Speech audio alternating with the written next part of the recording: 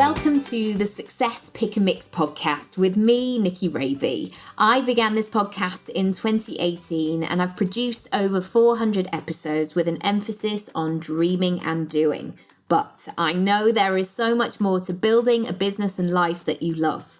It's definitely a work in progress. For the last 25 years, I've built a portfolio career as an actor, personal branding coach, writer, speaker, and podcaster. I love my pick and mix and curating my personal brand. I want to support you to create success on your terms. I've helped over 1,000 people to build a personal brand, and yes, I will be sharing with you business strategies around planning, packaging, presenting, and propelling your personal brand. But there is so much more to my work than that. I'm not interested in formulas, templates, or sleazy pants sales techniques. You know the ones. Instead, how would it feel to do things your way that align with your personality, circumstances, and goals? I'm going to be sharing conversations with some of my favorite people who are creating success on their terms to provide inspiration and encouragement. Also, there will be mini episodes where I take you behind the scenes, sharing how-tos, my coaching toolkit, chats about mindset, money, building momentum, and all through storytelling. After all, my clients have been known to call me the Queen of Analogies. So, thank you in advance for spending some time with me. Feel free to subscribe to be notified of the next episodes and follow across social media at Nikki Raby. You can catch up on previous episodes via my website, nikkiRaby.com, and also pick and mix, if you like, from my freebie shop. Right, let's crack on and start today's episode.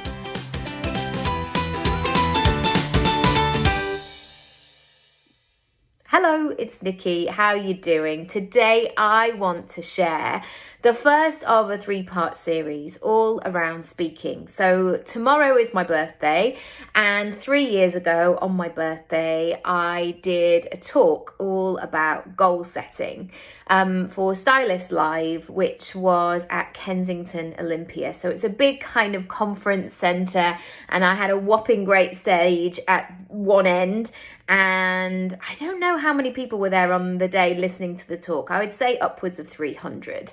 And also members of my family were there. And yeah, that's always an interesting concept as well. You know, people seeing what you do.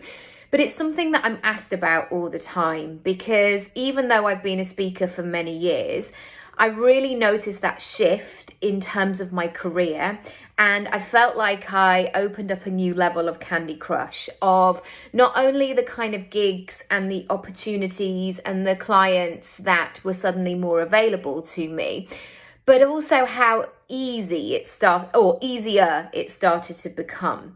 Because you will find this in terms of your career and your brand. Like once you've got certain badges, as it were, it's almost like you get, again, going back to a Candy Crush or a computer game, it's almost like you get those added lives or that added kind of boost of energy.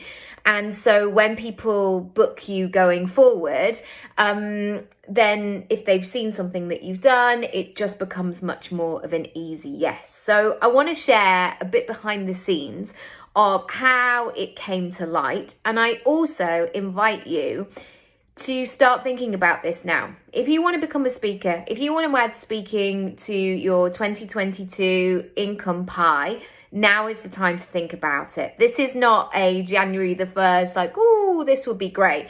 And you'll see why in a second. So today I'm going to be talking about 5 things that were really useful in advance and getting the gig. And as we go through, I'll talk a bit more about some tips and tricks, I guess, that I have on the day and then following the event. Number 1, if you want to do something in terms of speaking in the next quarter, in the next 6 months, today is the day that you have to start. So even though my gig was on November the 9th, 2018, I was actually booked 3 months in advance. And previous to that, probably 4 months in advance, I was in conversations about meetings and going back and forward. So I think it was June 2018 when this all started to happen. And this is a really important note to bring into the mix, because these things take time and these things take consideration, and you have to be in the game. And so if you've got your eye on an event that you know, for instance, happens every Easter or next summer, start thinking about the work that you need to do now. Because if you start emailing them, a couple of weeks before, you're not going to get a response to that email, or you're going to get a come back next year because there's nothing really to say at this stage. So now is the time to think about it. I'm going to mention it a little bit in more detail in a bit, but if you want my free masterclass, go over to my homepage, nikkiraby.com, and there is a masterclass on how to get started with bringing speaking into your income pie. The second thing, I went for a meeting with the people who were organising and booking an event. Now, this is something that I've seen so often where people have, I'm trying to use really delicate language here. I was going to say where they've like fallen down. And that makes me sound like I'm coming from a judgmental point of view. But I think maybe I've done it myself. When people say, why don't you come in and let's have a chat? Or why don't we have a coffee and let's have a chat? You can't go in with let's have a chat energy. And the reason being is, even though they're saying let's have a chat and they're not saying let's have a formal pitch in a meeting, the other person is not coming in with let's have a chat energy. They are coming in with, are you going to be the person that I'm going to book? Are you? Are you ready? What have you got? What are you going to contribute? Like, come on, show me all the things. So when I went in, I did not take let's have a chat. I went so prepared. And what I mean by this is I gave myself, and I think I knew about the meeting probably about 2 weeks in advance. So I did my research, like who had they had there before? What kind of space is Kensington Olympia? What would I talk about? Brainstorming lots of different ideas and then pulling together my top 3 and really thinking outside the box of how I could really contribute to what they were doing. I also, even though it was Stylist Live, I ordered all of their back copies of their magazine, and I made sure that I was really up to speed with what kind of topics they were talking about, what people are saying, what's happening on their socials. I really went into detail. This is not a time to scrimp and save and go, oh, it's just a chat, we'll just see how it is and I'll just wing it.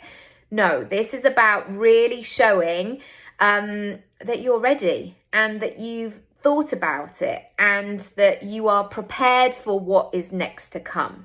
And also, I guess, being a safe bet in that and giving that person on the other end something to work with, something to inspire them, something for them to get excited about. And also in that process, being willing to take feedback or to work on your ideas in a different way, to really listen and to meet somebody halfway and find a way that you're both going to make this work for everybody. The third thing I want to say is make it simple and an easy yes. So after I'd had the meeting, which went really well, I followed up that day. And I condensed my version of notes, I guess, of everything we spoke about. So I shared the topic ideas, like I could do this, or we talked about this as well. And I really laid it out because I always see that it's not somebody else's responsibility to, or I don't want to put all the pressure basically on somebody else to sell me. And because I know myself better than anybody else. And so I lean on that. And of course, they can add their own things.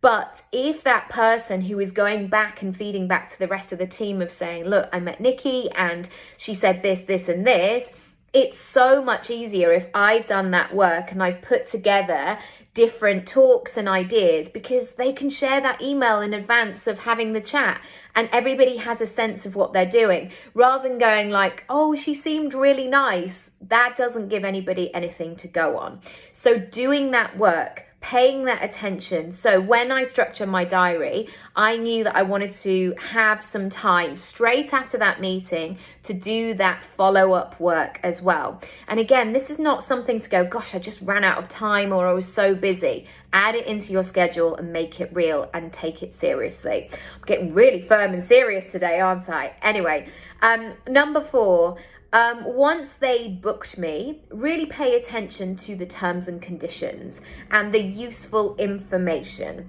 And this is about really being thorough about your contracts and what you're looking for, what's expected of you. You don't want to have any surprises, and also you don't want to have anything niggling in the back of your mind. So you want to know where you are as the speaker.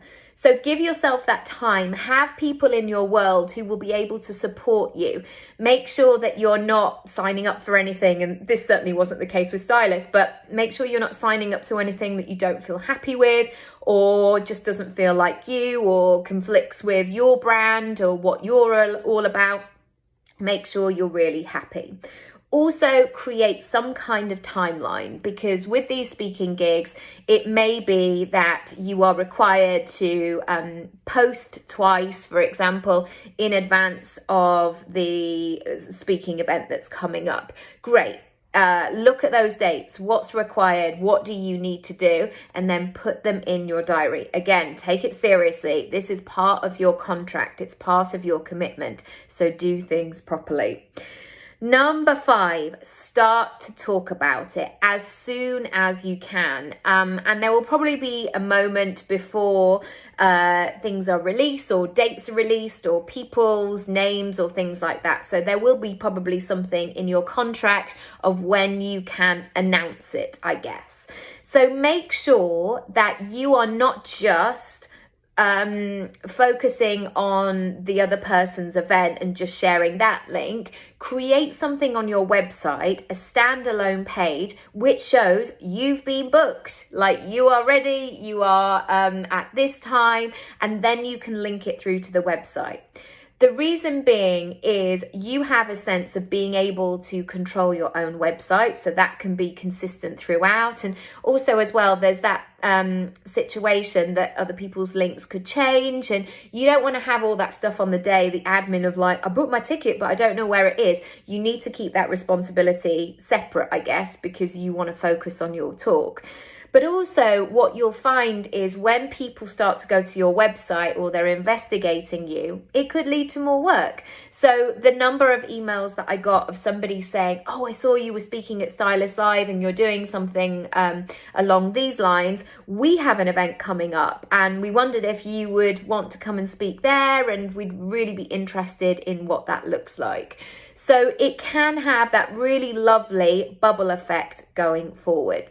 As I say, these are just 5 really snappy tips. I have so much that I want to share on this. So if you are ready to speak up, you can purchase my speaking course, which is nikkiraby.com/speak up. And if you want to find out more, you can go and find my free masterclass, which is on my homepage, nikkiraby.com. But I will be back tomorrow with part 2 on this. And I look forward to hearing your thoughts. Lots of love. Bye.